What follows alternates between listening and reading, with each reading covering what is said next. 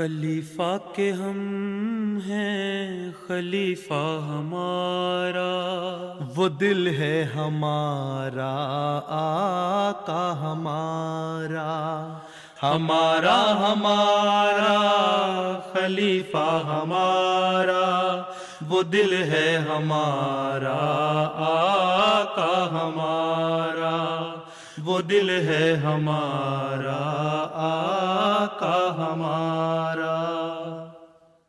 Assalamualaikum dan selamat datang dalam acara This Week with Huzur. Minggu ini kami mendapat kehormatan untuk menyajikan highlight wawancara dengan Hadrat Khalifatul Masih Ayyadahullahu Ta'ala bin Nasrul Aziz oleh Marco Respinti untuk sebuah film dokumenter. Minggu lalu, Marco Respinti, jurnalis asal Italia, berkesempatan mewawancarai Hadrat Amirul Mukminin untuk film dokumenter yang akan diluncurkan tentang kebebasan beragama. Selama 45 menit wawancara, Huzur Ayyadahullahu Ta'ala bin Nasrul Aziz berbicara tentang ajaran Islam yang sejati, upaya Jemaat Ahmadiyah untuk mempromosikan perdamaian dan harmoni di dunia, dan membahas topik-topik seperti jihad dan kesetaraan status perempuan dalam Islam. Wawancara berlangsung di kantor Huzur di Islamabad. Kami senang dapat menampilkan beberapa kutipan eksklusif dari wawancara tersebut. Dalam pertemuan tersebut, sang wartawan bertanya kepada Huzur tentang sejarah undang-undang anti-Ahmadi yang disahkan di Pakistan pada tahun 74.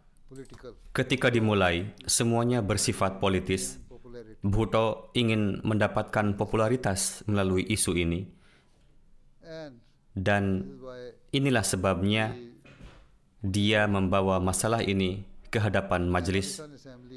Dan majelis Pakistan setelah melakukan diskusi dan dengar pendapat yang panjang di majelis nasional, di mana khalifah kami yang ketiga tampil dan kemudian menjelaskan kepada mereka semuanya. Dan jika Anda membaca pernyataan beliau yang beliau baca dan jawaban yang beliau berikan kepada para anggota majelis, dijelaskan dengan sangat rinci bahwa kami beriman kepada finalitas kenabian Nabi suci Islam, dan kami beriman bahwa beliau sallallahu alaihi wasallam adalah khatamun nabiyyin, yaitu materai para nabi, dan kami beriman kepada Tuhan yang sama, yang esa, dan kami beriman pada kitab suci yang sama, yakni Al-Quran. Kami beriman kepada nabi yang sama, yaitu Nabi Muhammad sallallahu alaihi wasallam, dan semua ajaran Islam.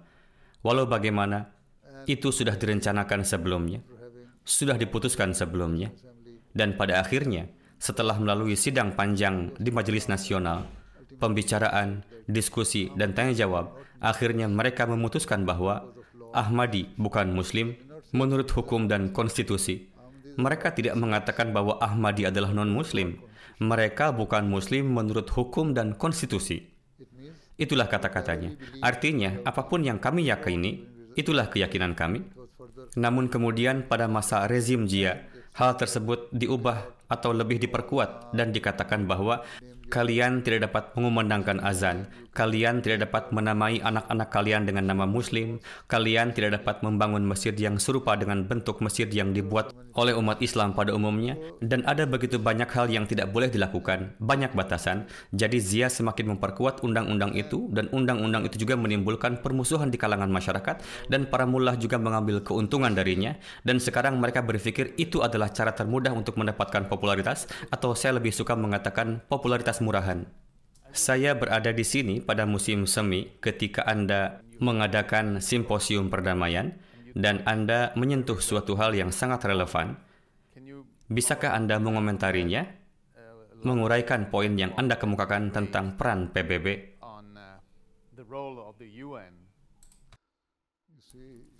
Itu cukup jelas.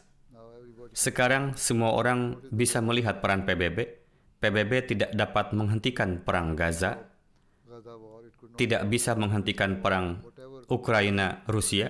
Apapun yang dikatakan PBB atau Sekretaris Jenderal PBB, apapun yang dikatakan pengadilan internasional, mereka tidak mau menerima dan mematuhinya. Jadi, apa perannya? PBB sekarang hanya sebatas nama, itu hanya bagaikan patung, jadi sekarang tidak ada nilainya. Jika Perang Dunia Ketiga meletus, maka nasibnya akan sama seperti Liga Bangsa-Bangsa. Apa saran Anda mengenai cara lain untuk mencoba memecahkan masalah internasional? apa saran Anda untuk mereformasi PBB? Satu-satunya cara untuk keluar dari situasi ini adalah keadilan mutlak, tanpa diskriminasi apapun. Tidak peduli siapa Anda adalah manusia. Tidak peduli dari negara mana Anda berasal, dari benua mana pun Anda berasal, Anda adalah manusia. Warga Afrika, Asia, Eropa, Rusia, Muslim, Hindu, Kristen, Yahudi, semuanya harus diperlakukan sama. Dan inilah sebabnya Al-Quran mengatakan, jika kamu harus memberikan kesaksian yang memberatkan dirimu sendiri, atau orang-orang yang kamu kasihi, atau keluargamu, maka lakukanlah. Namun di sini Anda dapat melihat, jika menyangkut masalah Eropa, maka Anda memperlakukan orang Eropa dengan cara yang berbeda dibandingkan orang Asia, dibandingkan dengan orang Afrika. Kalau bicara soal Yahudi, Nasrani, dan Islam, maka Anda mempunyai tolok ukur yang berbeda. Tolok ukur yang berbeda dalam mengukurnya, mengukur sentimen, mengukur nilai-nilai, mengukur situasi, mengukur status. Yang mulia, saya cukup yakin Anda menyadari betapa pentingnya kata-kata ini dan tidak umum diucapkan di dunia tempat kita tinggal. Siapa yang dapat membawa keadilan ini ke dunia? Tugas saya hanyalah memberitahu orang-orang tentang apa yang sebenarnya, situasi yang sebenarnya, dan apa yang benar, dan apa itu keadilan. Kalau orang-orang menerimanya, ya itu bagus. Kami akan terus melakukan ini, seperti ini. Di kalangan mayoritas Muslim di dunia, kata jihad digunakan dalam artian yang sangat kejam. Bagaimana Anda menjelaskan kata dan konsep ini? Jika dilihat, jihad secara harfiah berarti berjuang dan berusaha, bekerja keras untuk mencapai tujuan apapun. Bahkan ada sabda Nabi Shallallahu Alaihi Wasallam saat beliau kembali dari sebuah misi pertempuran, beliau bersabda, sekarang kita kembali dari jihad yang kecil menuju jihad yang besar. Dan inilah seruan Islam melalui ajaran Al-Quran. Jadi ini berarti dalam pandangan beliau Sallallahu Alaihi Wasallam pun jihad dengan pedang adalah jihad yang kecil yang dikenakan pada beliau. Dan beliau tidak diperkenankan kecuali untuk membalas. Dan jihad yang besar adalah menyebarkan ajaran Islam melalui Al-Quran suci, yang mana secara tegas menyerukan La ikraha fid din, yakni tidak ada paksaan dalam agama. Siapapun yang mau menerima Islam, ia bisa menerimanya. Siapapun yang mengingkarinya, menolaknya, dia memiliki hak untuk melakukannya. Tapi, sebagai manusia, kita semua harus hidup bersama. Ketika Rasulullah SAW hijrah dari Mekah ke Madinah, beliau tidak merencanakan jihad apapun. Orang-orang Mekah lah yang pertama menyerang beliau, dan beliau terpaksa membalas. Beliau harus menghadapinya. Bahkan pendiri Jemaat Ahmadiyah bersabda, terdapat Muslim dalam jumlah yang cukup banyak di Tiongkok. Seorang sahabat Nabi SAW pergi ke sana untuk tabligh, dan melalui tabliglah orang-orang Tionghoa menerima Islam. Saat itu tidak ada peperangan, dan jutaan orang menerima Islam. Mengapa ini terjadi? Dan ada banyak tempat lain di mana Islam menyebar melalui pertabligan, bukan perang. Banyak orang non-Muslim di Barat menghubungkan Islam dengan masalah wanita, yaitu keliru dalam memperlakukan kaum wanita. seperti mengatakan bahwa Islam meletakkan perempuan pada tingkatan yang lebih rendah. Islam prescribes Apa pendapat Anda mengenai the lesser. peran wanita? What is your comment on the role of women? You see, Quran Jika dilihat, Al-Quran mengatakan laki-laki dan perempuan keduanya memiliki hak yang sama. Namun wanita ditekankan pada tugas mendidik anak-anak mereka. Bagaimana bisa mereka mendidik anak-anaknya jika mereka tidak berpendidikan, if they are illiterate, jika mereka buta huruf, jika mereka tidak berilmu? Artinya, Islam mengatakan wanita juga harus belajar tentang agama, wanita juga harus belajar tentang ilmu-ilmu duniawi, wanita juga harus belajar tentang hal-hal akademis lainnya, things. wanita juga bisa terlibat dalam berbagai profesi. Professions. Even during the Bahkan di masa Rasulullah SAW, wanita biasa ikut serta dalam perang sebagai tenaga medis untuk membantu orang-orang yang terluka. so Jadi ini tidak berarti bahwa mereka harus terus berada dalam dinding rumahnya. there are quite a number. Bahkan cukup banyak wanita yang ikut berperang di masa awal Islam. Namun pada saat yang sama Allah Ta'ala berfirman, But at the same time, tugas utama mencari nafkah adalah pada kaum pria. be the breadbasket of their house is of man. Mereka harus Earn for their house. mencari penghasilan untuk rumah tangga mereka, dan tugas utama wanita adalah untuk mendidik anak-anaknya. Namun untuk mendidik anak-anak, mereka juga harus belajar dan meningkatkan ilmunya agar bisa menurunkan ilmu tersebut kepada anak-anaknya. This is why Inilah sebabnya mengapa Nabi SAW pernah bersabda, pelajarilah separuh ilmu agama half of the religion dari Aisyah, from Aisha, yaitu istri beliau. because Ini karena beliau radhiyallahu anha sangat pintar dan taat dalam keislaman. even he asked Bahkan beliau SAW bersabda kepada orang Muslim, jika ia, yakni Hadrat Aisyah, memberitahumu sesuatu yang telah ia dapatkan dariku, maka perhatikanlah itu dengan seksama. Bahkan dalam Al-Quran Allah Ta'ala berfirman, Allah says, perlakukanlah wanitamu dengan baik. women with kindness. Never ever it has Tidak ada difirmankan bahwa jika kamu kejam terhadap wanitamu, kamu akan diselamatkan. Tidak. Islam tidak mengatakan bahwa wanita tidak mempunyai hak apapun. they have the Mereka memiliki hak. even they have Bahkan dalam Islam, mereka mempunyai hak untuk bercerai, which you yang mana ini adalah hal yang baru Anda dapatkan di beberapa dekade atau 1 abad yang lalu di Eropa. in Europe.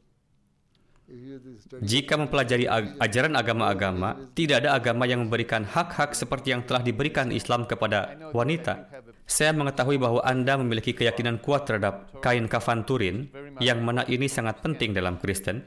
Dapatkah Anda menjelaskan mengapa dan bagaimana Anda how did it happen memiliki keyakinan ini? devotion. Because Ini karena kami percaya bahwa corak yang membekas di kain kafan itu adalah bukti bahwa Hadrat Isa alaihissalam tidak wafat di kayu salib.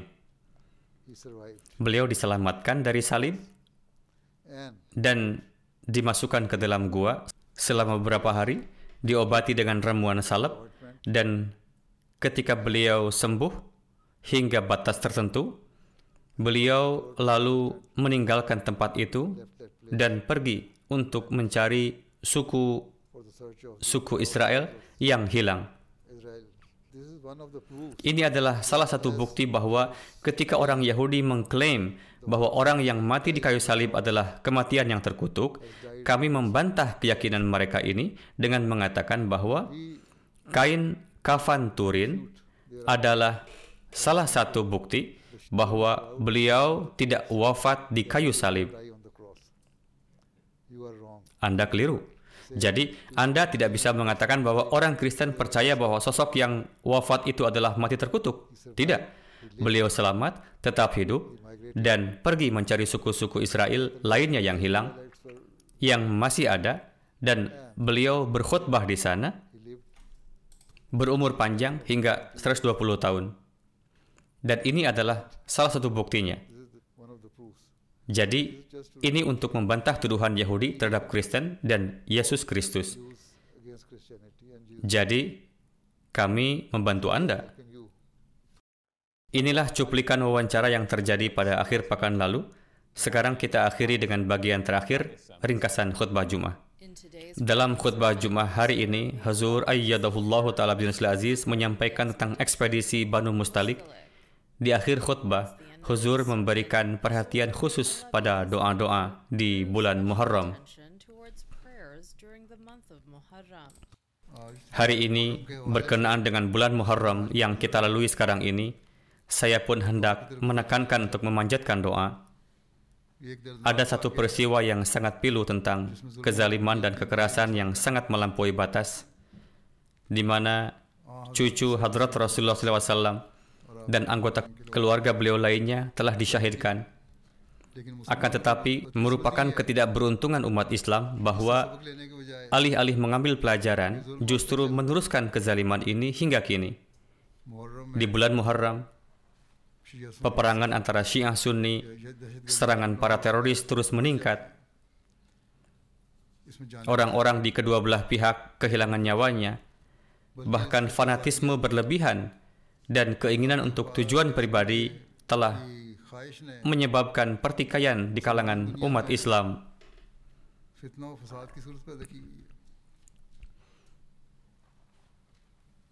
Bahkan sepanjang tahun, kita melihat kezaliman dan kekejaman yang dilakukan terhadap satu sama lain yang dilakukan oleh para ulama, berbagai kelompok, dan pemerintah.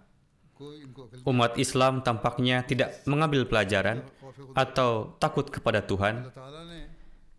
Sesuai dengan janjinya, Allah Ta'ala telah mengutus Hadrat Masih Maud alaihissalam untuk mengakhiri pertikaian ini, namun mereka tidak bersedia menerima beliau.